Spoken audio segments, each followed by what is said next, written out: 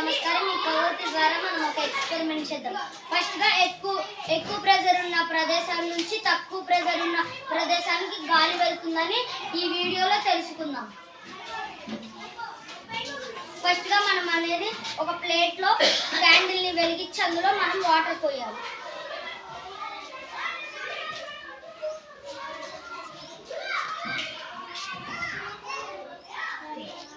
Water పోసిన తర్వాత మనం గ్రీన్ కలర్ ఇంక్ని మనం ఈ వాటర్కి అప్లై చేయాలి.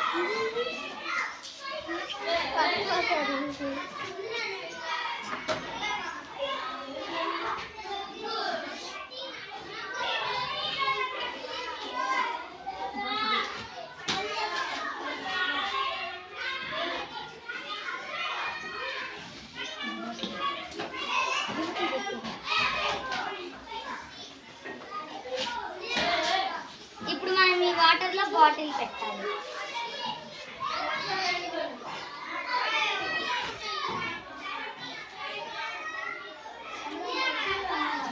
చూసారు కదా ఈ బాటిల్లోకి వాటర్ ఎలా వెళ్తున్నాయో.